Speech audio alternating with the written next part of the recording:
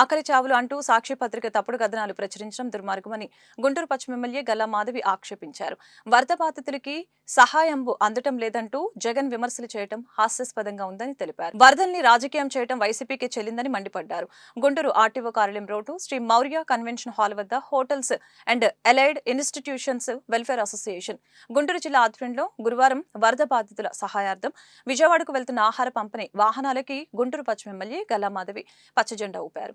ఈ సందర్భంగా ఎమ్మెల్యే మాట్లాడారు. గుంటూరు పశ్చిమ నియోజకవర్గం నుంచి వరద బాధితులకి పెద్ద ఎత్తున సహాయ సహకారాలు అందుతున్నాయని పేర్కొన్నారు.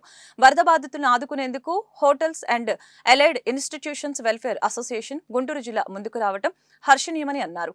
ఈ కార్యక్రమంలో అసోసియేషన్ జిల్లా అధ్యక్షులు మౌర్య సుబ్రహ్మణ్యం, నగర అధ్యక్షులు సాంబశివరావు, కార్యదర్శి అర్చీడ్ వంశీకృష్ణ, మానస కిరణ్, మౌర్య ప్రతాపు, సిద్ధార్థ రాజశేఖర్ రెడ్డి తదితరులు పాల్గొన్నారు.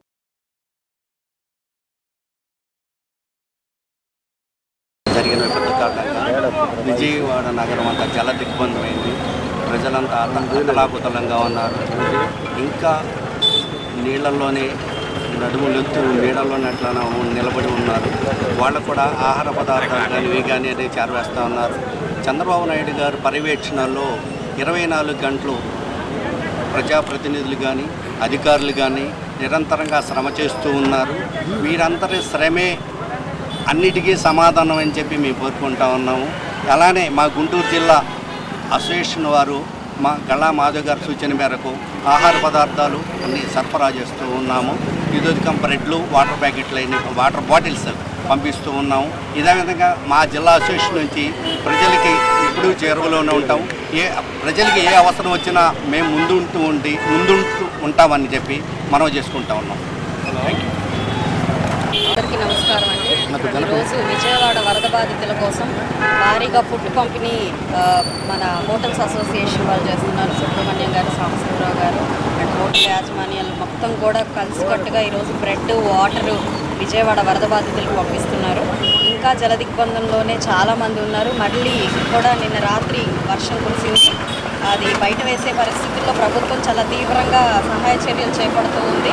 అదేవిధంగా గుంటూరు పశ్చిమ నుంచే చాలా వరకు ఆహారం తరలి వెళ్తూ ఉంది అక్కడ సహాయార్థం కోసం.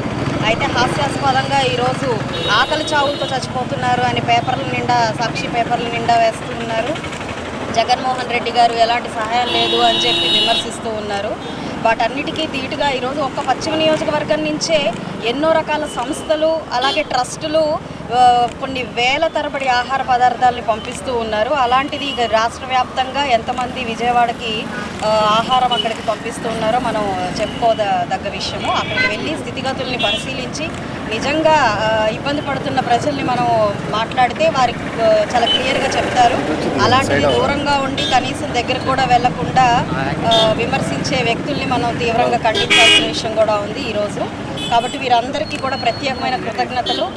ఇంకా మరిన్ని సహాయ చర్యలు ఇంకా ఏదైనా కావాలన్నా కూడా మేము ఎప్పుడూ ముందుంటాము. ప్రజాప్రతినిధులందరూ కూడా సహాయార్థం ముందుంటారు. ఇలాంటి స్వచ్ఛంద సంస్థలు యాజమాన్యాలు ఎప్పుడూ రెడీగా ఉన్నారు సేవా కార్యక్రమాలకి. కాబట్టి ప్రజలందరూ భయాందోళన పడాల్సిన అవసరం లేదు.